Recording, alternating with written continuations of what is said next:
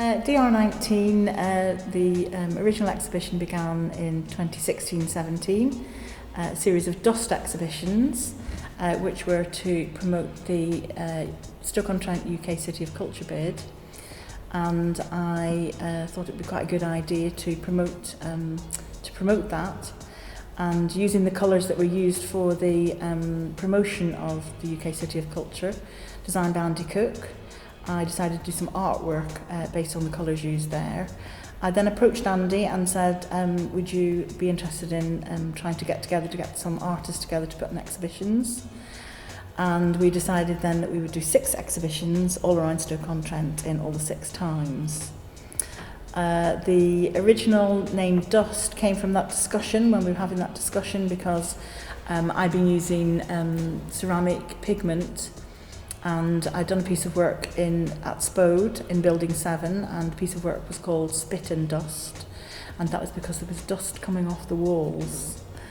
So that was where the name Dust came from. We continued with that. We did 6 exhibitions across the city, and the last one being at Longton, where we had 29 artists. That then developed into Dust Rising 2018, which took place in Hanley, in venues like the Bethesda Chapel, the Town Hall, Hanley Town Hall, Potteries Museum and Art Gallery, and that's when Cornelia and Terry...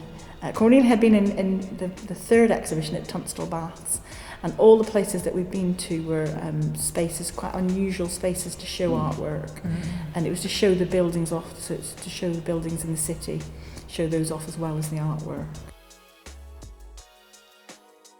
I think it was very important because the buildings in Stoke-on-Trent are often missed, or unless you look up you don't see them.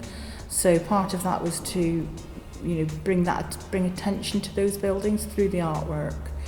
And it was a chance to show off, Tunstall Baths was a particular interesting building because we actually had the artwork in Tunstall Baths, and that was lovely. So the buildings and the architecture in the buildings and the architectural part of the buildings was really something that we thought was a really nice thing to do for Stoke-on-Trent at that time as well. But it's a known phenomenon that artists move into old buildings and take over spaces, and those areas become regenerated because so many students. I was in London and around the river, and suddenly no one could afford to be there, so all the artists who'd moved into there to have studios couldn't afford to be there.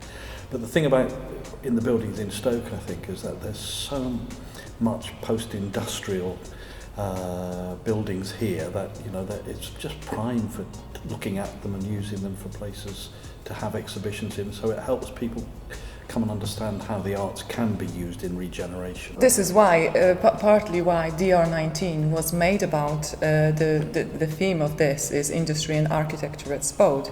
So we wanted artists to look into the past, present and future and respond to the building and to the site. So once again, someone could respond to something very small, like just, tiles on the floor, or imagine a whole new future for the site, Yeah, I think the original Dust exhibitions where the theme was colour, so looking at the colours that we used to represent the city. So we've moved on from that, and obviously, as Cornelia said, we used industry and architecture, because coming to the Spode site and coming to the Meadows building, really, to show the beautiful, big, wide industrial space that is that, not just the China halls, but also this Meadows buildings, which has been transformed, hopefully. And the people who've come into the exhibition have made a real point about how the work actually sits in the building and how it actually mirrors the architecture, and I think that's great for us because we've done that job.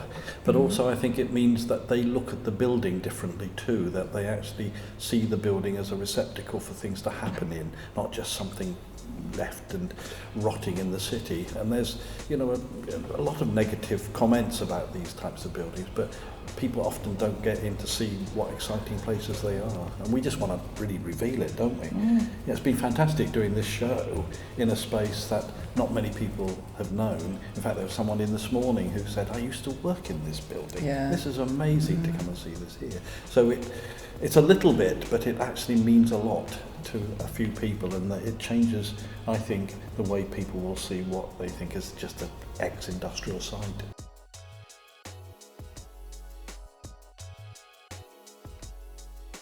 I have to say, I was scraping off the black paint off these windows to open up the windows, and I suddenly think, how on earth have I ended up doing this?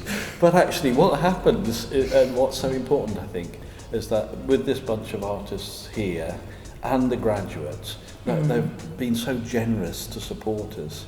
It was difficult, because it's not an easy space to curate work into. It was difficult working out how to do it and where to place them. But actually, I think, we almost agree most of the time about how to do it. Yeah. And it was a real pleasure. It was. Sorting out where things go and how they work together.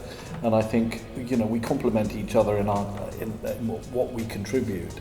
And I think too, it comes in and there's enough here for it to look really busy, but there's enough space for people to be able to walk around and contemplate and think about what's here. And that's just seeing people how they walk around the space has been, I think we got that right. In terms of future, I think we kind of started falling in love in that building, and seeing more of it. Maybe we could show more of it, for the future ones. Yeah. That's one of the main things. Well, we've been talking about it, that there might be some, because it potentially is around performance in the city, and that the idea that there could be performative things in the space here. They already do some theatre productions in the Meadows building, but the idea that we come and have some art performances, maybe even an extraordinary fashion show we've talked about, and things that will use the building in a different way, but still actually really showcase visual arts and the breadth of visual arts really, and what can really happen in a space with creative people. Gosh, big question. Hopefully bigger and better, more ambitious. I think we all quite like the challenge of that. It's a creative process to be as ambitious and as possible, and really promote Stoke-on-Trent and the artists within the city, and just to show that off really. I think that's what I'm interested in. I have this sort of vision for about sort of 6 years down the road that we're in an exhibition somewhere, maybe Madrid or London or somewhere, and we say we've done this thing. Oh, you're Dust Rising, and people know about it. It's getting there. People do know about it now, but I've said 6 years because I think that takes that long to be an overnight success. I'll probably wreck a lot of mops because I already wrecked mine here, so I'm not scraping any more windows, honestly. And it's such a fun thing to do. I think it's a real, it's lovely to curate the work. We came into the space with ideas about where we thought, I think when we last spoke about where we were going to position things, and then we came into the space with different boards, and that just went on its head. So each of us then, using our creative, excuse me,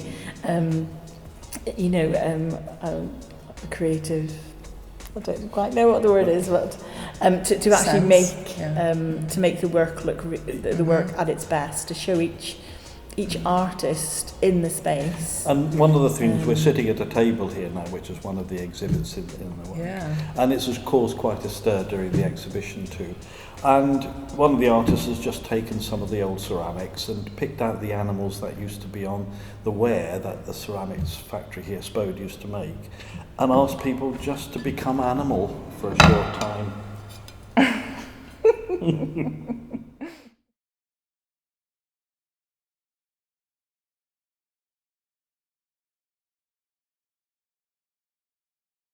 And everyone keeps smiling behind the place. Yeah.